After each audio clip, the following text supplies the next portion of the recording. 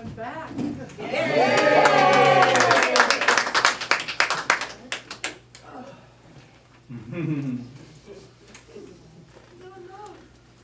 morning. Good morning. Welcome back. Thank you. Welcome Thank you for back, all the Donnie. people who have helped and supported and donated time and donated money and your stuff. We love you, Donnie. Thank you. It was quite a journey. Oh, yeah. I was getting ready for church, and on April 15th, I'll never forget the day. Tax day. And all of a sudden I go, I don't feel too good. I don't feel too good. Corky, ask Siri what's a heart attack like in a woman. And as Siri went by going, ka-chung, ka-chung, and I went, check, check, check. And she kept saying, call 911. I got the message. I said, I think you better call 911. Yes. And I had 5 of the most beautiful men show up. I kept telling way of doing that, Dottie. I kept telling this guy, I said, you're a silver fox, you're gorgeous. He said, shh, take the nitro.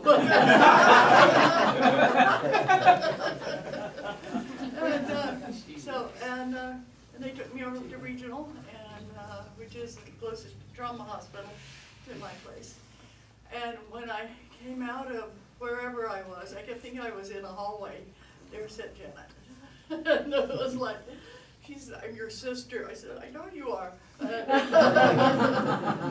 so, and it began.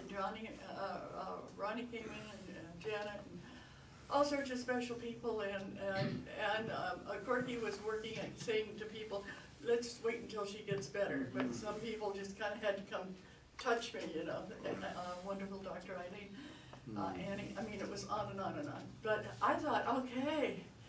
And then I woke up Monday morning and I had the same symptoms and I had another heart attack. Oh, geez. So it was like, and that one was not fair. But, no cute paramedics. no cute medics at all. Man. But what the heck, you were there. So. I didn't have to travel anywhere.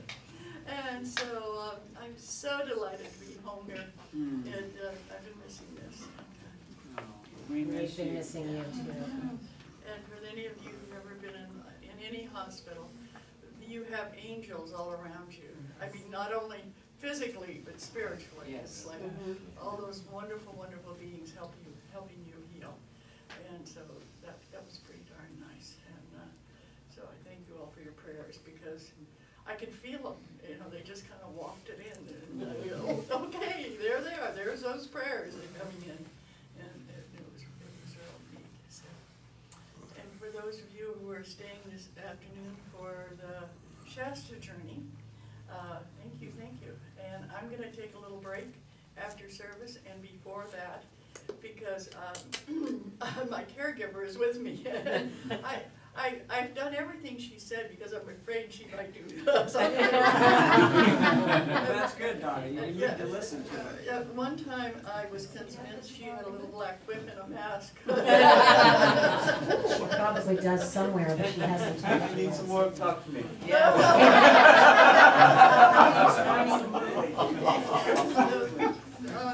Arlene has been with me at almost 24/7 since she drove down from Guerneville, and when she leaves, I'm going to be calling every day. Hey, could you come over for a little while? Could you come over? Because she's got to go to New Orleans. Oh. Yeah. Just party. Yeah. But April sat with me for 5 hours one day. Gail sat with me for 5 hours one day. These people that were so nurturing. And Ronnie, I don't know when he was there and when he wasn't, because I'd wake up and there he was, and I'd go back to sleep, and I'd wake up and there he was. He didn't take too many breaks. Yeah, he didn't take too many breaks, so that was pretty neat. So thank you again. Thank you for Then she told me to go home and I come back. Yeah, my sister lives in over near Watsonville, and twice she drove over the hill to come make sure I was okay. And there was a lot of love. So thanks again for all your support. And the podium's over to you, Reverend Ann. So if I can have the choir come up here, please. Are you gonna let Corky sing too? I gave her the stole, but Gail just told me she's going to do this, so she's not going to sing the first song with us. But if she's back, well, I'll check her back in the year. I think she's making copies. This is your opportunity, everybody, for you to sing too, because this is going to, after we sing the first verse, it's a very easy song. The only difference is we're going to go from I to you to we. So, wee-wee. So we're going to get this, and we're going to sing. Okay? So, Eleanor, would you please sing?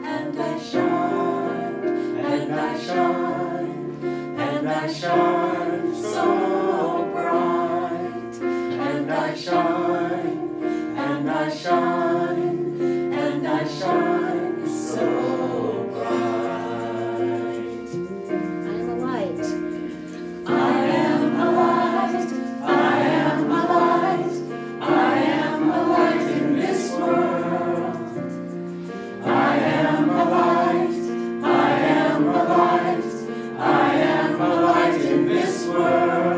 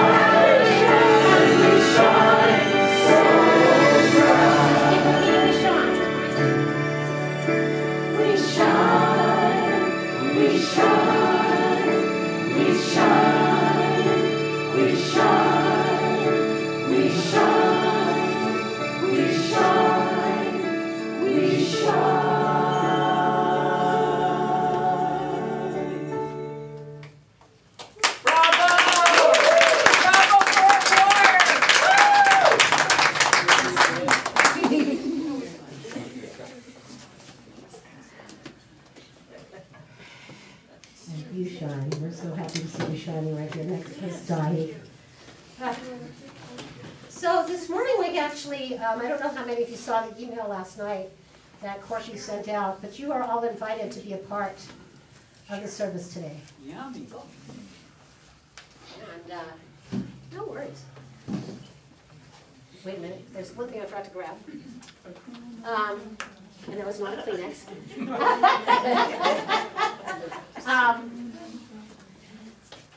So I thought it would be an interesting day to, since today is the Mount Shasta meeting, and I know that not everybody is going on this journey, but everybody has been on some sort of a spiritual journey, whether it's been, to a sacred place or to the sacred place that's inside of yourself, like that beautiful river that our beautiful Jan was singing about in the meditation. All of that is one area of incredible love and joy and and fascination. And I know that each and every one of you, who chooses to, has a story to share. And so what we want to know is, maybe what brought you into spirituality? Is there a certain journey that brought you here? Is there something that, a book out there that sort of turned you on to who you are? Is there a mentor, a teacher, or something that just kind of brought you to this energy? And so, it's interesting because for me, I think I've been spiritual my whole life. I started channeling at a young age, and I didn't know I was channeling until I met Dottie, and she taught me that I was channeling. I'm going, oh, is that what that was? Little things like I told my mother that I didn't want to go to a formal temple any longer because God's in you, God's in me, God's in the birds, God's in the trees. And I said I could sit on the grass and be with God. I don't have to be in a building. And now as an adult I can say, I love that I can go do that, and what I love even more is to have this amazing community here that I can share that with. And each and every one of us may have a different belief. We might have a different path that we're following, but we all honor one another, and that's what I really, really love about meeting spiritual people and about having a journey. So a lot of my journey also started as a young kid when I started dreaming about this musician that I didn't know was a musician. I thought he was my spirit guide. Turned out he was my favorite musician. And for 17 years I said to people, I'm going to meet him one day and he's going to know who I am. And I met him and he knew who I was. Wow. And it was the most amazing day. I met him on my 33rd birthday, and now I get to go and see him on my 62nd birthday. I'm going to Ohio to go see him in concert. Only this time, I'm not only invited to be at this concert, but I've also been told that I will have backstage passes waiting for me, because now I email with him and I have all kinds of communication with him. Love it. So it's kind of very cool, that you get led to these amazing places and these amazing things that happen just from following my heart, following my spirit, listening to my dreams, and everything of that sort. So before we get started asking... You didn't tell him the name of this person. Who is it? Oh, Yes. John Anderson Yay. from Yes. So for those of you that have heard of the band Yes, he started talking to me in my dreams 2 years before I knew who Yes was. And somebody brought an album to a music history class, and he started playing the music, and I said to myself, I've heard this music. Wow. But it wasn't something they would play on the radio. It was a 20-minute long song. They don't play things like that on the radio. And the guy passed around the album cover, and I saw John's picture, and I kind of went, oh my God, that's the guy I'm dreaming about. And that night he came and spoke to me in my dream, and he said, well, now that you've heard the music, I'm going to start telling you what it means. And he started giving me his spiritual messages behind his words. Because some people listen to lyrics and they go, I don't really know what that's supposed to mean, but in my heart I knew what it meant, and I always knew it. So I stopped talking about it for a long time because people thought I was crazy. And then when I tell people now the story, they usually get chills because it really was true and amazing of what happened. It took 17 years, but I finally met him. So I brought in a poem that actually I wrote for when he used to have John used to have a UNICEF charity that was called the Opio Foundation. And when my friend Kathy South was with us in body, and myself, we used to donate a lot of poetry, artwork, and things to this. And one time, this poem got published, and I believe it was published and put on the cover of the magazine. Wow. So I was pretty excited about it, and I think I wrote this probably in 1996 or 1997. Very, very short poem. It's called One. Step into that magical place inside your heart. Reach out. Know, Earth our mother, sky our father. Answer the call that comes from deep within. Sing out. Rejoice. All is one. One is love. So if you ever ask me what my religion is, I tell people it's oneness. Because I believe that we are all one. All living beings, whether we be in human form, animal form, bird form, insect form, tree form, sky form, cloud form, whatever we are, it is all one. And we can tap into that. And shortly after I met this wonderful man, John Anderson, I got led by my friend Jan to go and take a class because the church I was attending didn't want me to do tarot readings to help raise money for the church because they didn't want them to think that was what we were all about. So Jan said to me, well, gee, if you want to learn more about spiritual things and psychic stuff, you need to go to Dottie Boone's class. So I did. And the first night that I showed up in this class, back in, was it 89, I think it was, she was planning a trip to Mount Shasta. What a coinky-dinky. And the man that I was dating at the time, I came home, he was babysitting for my son, and I said, oh, this was amazing. There was a woman that was presenting to us, Michelle, who was presenting to us about actually Machu Picchu and talking about sacred journeys. And Michelle ended up being our guide the first time we went to England. So it's just kind of all these wonderful things that tie together. And the first time that I walked into the class, people that I knew from my church, my previous church, were there in that class as well. They all knew Dottie already. And I thought, oh, this is just a small world, and how do you know you're in the right place? So Dottie has, not only opened up my world in so many different ways by her incredible teachings, but also the amazing experiences that we've had. I've been to Mount Shasta with you at least 4 times, that I can think of, and Sedona, Arizona at least 3 or 4 times. I've been to Kauai twice. I've been to the Big Island of Hawaii. I've been to Glastonbury 2 times with Dottie, and a 3rd time with our beautiful Doc Eileen. So, and hopefully, next year we're going to be doing Ireland and Scotland. Fingers crossed. Yeah, fingers crossed. I got the sabbatical, I got the money, let's do it. I'll help you. We'll plan it. So, so I just am curious. So amazing things have happened. You've heard Dottie tell stories about some of our trips. So I won't fill you with all of those. But I was wondering if anybody else would like to come up and just kind of share a little bit about their spiritual journey of how they ended up here, or how they ended up, or something amazing that might have happened during a journey that they were on. Do I have any volunteers? Oh, Tamara, I'd like you to come up, and then Joyce.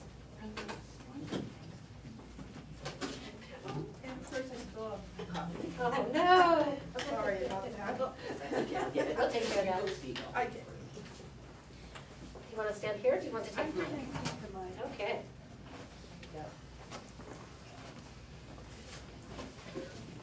This is when I was trying to discover the truth about a vision I've had since I was 3 about a past life.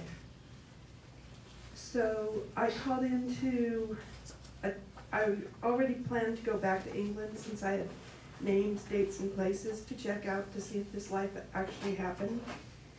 I called into my friend's talk show, and she had a psychic on and said everything, the visions were true. But she says, I happen to be going to England right when you're going to England. So why don't you come on my trip as well? So I did. One of the other people giving the trip talked to Mother Mary. Wow. I said, well, when did you start talking to Mother Mary? She says, as soon as I can remember. Even as a baby, Mother Mary was standing right there. So I went on the trip, and you know how you get a seat on the bus, and after that, that's your seat for the rest of the trip. So I sat in the back, but this one day going to Mother Mary's temple, one of the gals in the center of the bus said, well, why don't you trade seats with me today? So I did, and I'm so glad that I traded seats with her that day. I got settled. I looked over at the gal who talked to Mother Mary, and we were on the way to Mother Mary's temple. And there was Mother Mary standing next to her, physically. Physically. So I thought, okay, I'm not seeing this. I'm not seeing what I'm seeing. So I'll just look at the clouds. And then when I look back, she'll be gone. This was an hour-and-a-half drive from our hotel to Mother Mary's temple. And she was there the whole time. And, you know, my friend that was talking to her was, you know, was busy in, you know, talking, you know, in prayer to her. And she was busy, so I didn't communicate with her at that time myself. So on the way back, the gal let me sit in the same halfway place so I could still. As soon as the bus rolled off, there was Mother Mary came again for the hour-and-a-half back. So on the way back, the gal who had talked to Mother Mary, she goes, can anybody do a healing for my friend back in America? Because we were in England at the time, so could anybody do a healing? And so when we got off the bus, I said, I will, but I have a question. Was Mother Mary there with you? And she said she was. She described her, and it's like, that's who I saw. That's exactly what I saw. And so after dinner, went to her room, walked in, and I said, I'm gonna cheat, and I'm gonna bring Mother Mary in on this healing, because, you know, I saw her today. So I'm gonna cheat and bring her in. So I did the healing on her friend back in America, and Mother Mary told her I could use her from then on. And that's what I've done. And I have, you know, story after story, amazing stories of when I brought her through, you know, she's all powerful. So that's my story. You're just really amazing. You've got so many amazing stories. Rev Joyce, did you want to come up, Joyce?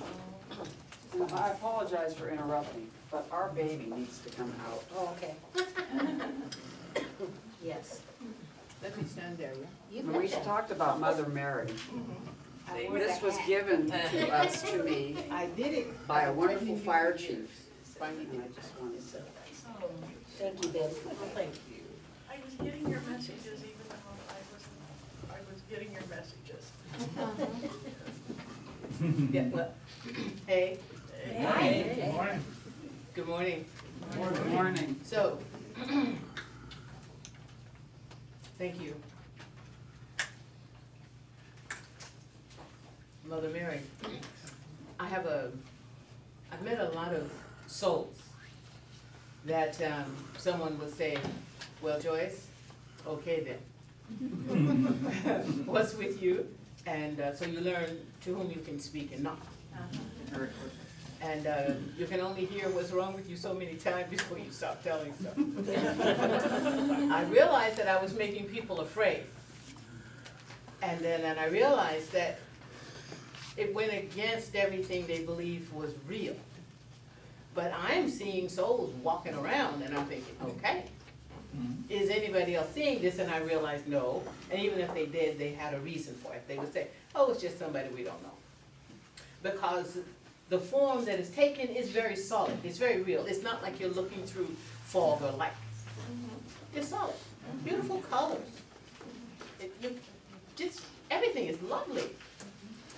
But what I wanted to share was, I'd like to share something very quickly about Mother Mary, if I may. I was up in San Francisco at a retreat that used to be a place where young women went to study to become nuns. And it was very, no frills. You had a room, a couple of beds, a sink, and then you walk down the hall and you go down to the bathrooms to shower and stuff. And so I'm up in a room, and the door opens and in walks Mother Mary. And I'm looking at, I'm there, and she was wearing the most beautiful colors of the time, the rich reds and blues, brown hair, brown eyes, absolutely amazing. And she came in and she spoke with me, hung out with me for a little while, told me I was going to be okay. That's all she said. And she smiled, and I smiled, and I said thank you. And then the next time I opened my eyes, it was morning. And everything that has transpired in my life since that moment, I have been okay. Everything from surgeries to what have you, I have been okay. But I also wanted to share this very quickly, that when I was about 24, give or take, you know how that is. Okay. I prepared to die. Well, I was having some major experiences with my mother coming back, what I saw as a haunting, because how I had been raised is that when someone came and beckoned to you like this, it meant they were taking you with them, and I didn't want to go. But as a result, I could not sleep. So I was sleeping like 1 or 2 hours in the mornings. From like about 5 to 6 I could sleep. So if I went to bed at 8, I was awake until that time. And then my mother's essence would leave. I decided to get dressed. I took a bath and everything. I put on my pink nightie. Just go with me now. It was long sleeve, long to the floor, and it was my most comfortable night. And clean underwear. There's a thing about the underwear. We'll save that for a second about the underwear thing. But I laid down, prepared to go, and I said, when she comes, I am going. Because I cannot live like this. I need to go see what this is. I am either going to awaken and I'm here, or I'm going to awaken someplace else. So I closed my eyes for the first time in months when I laid down around 8 or 9 o'clock at night. 9. And went. She came. My soul went. And I followed my mother, spirit, essence, through space. It was like being on a rocket ride. We went through the tunnel that I had never heard about. Went through the tunnel, and as I am in the tunnel, I am being touched. And all of these amazing souls is going, hello, Joyce. It's Joyce. Joyce is back. And I said, I can't visit. Because my mother was going that way, and I was following her. She shot out of this tunnel. Oh, by the way, she was wearing a beautiful blue dress and pearls that I had picked out to bury her in. So, and it was her, just a younger version, absolutely amazing. I followed her through the end of that tunnel. We came out into light. I'm talking serious light. It's the golden light, beautiful light, shades of golden. And she shot into this light. I get to the light and I want to go in. And this amazing voice says to me, no. And I'm thinking, no. I've got to find out what this is, right? And so as I'm standing out there wanting to know why I can't go in, I start to feel nothing but love. Nothing but love. There's no other feeling. I realized that this is what it's about. We are to be loved. We're to feel love, share love, give love, receive love. It's not about all the rest of these emotions that we deal with down here. And we've got a bunch. We got some basics, but love is the top. I feel this love, and I said, I want to come in. And I was told why I couldn't come in. I understood. Number one, it wasn't my time. Number two, I had some work to do, and I had agreed, and I had, and that I was to stay here to do what I am to do, but it wasn't my time to go. I opened my eyes, I'm laying in my bed, and it's a beautiful day, absolutely beautiful morning, down in Santa Barbara, California, beautiful morning, and I can see light. I can actually see light. What we're looking at right now isn't really light, but it is, but it isn't. There's a different light. And I can see this light, and it curved, it was concaved. And you can see edges of it, and you can see various colors, and it's all blue. It's various shades of blue. And I was laying in my bed, and I realized I had to go to the bathroom. But I was afraid to get up because I was afraid I'd break the light. But I said I gotta go. So I got up and I walked very gingerly because every move I didn't feel like I was in my body, though I felt in my body. I had to look back, you know, and I said, oh, well, I'm not there.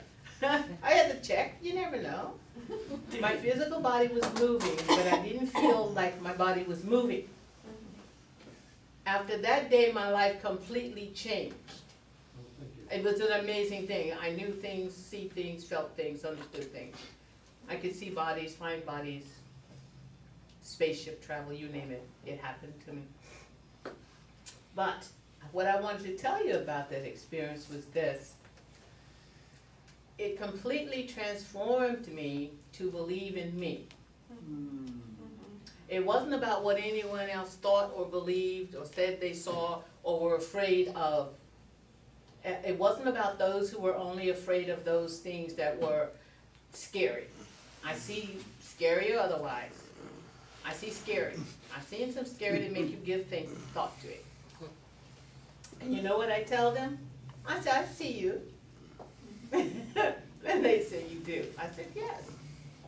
And I said, I see you. Whatever you're about, you're about. I'm going that way, you're going that way. That's it.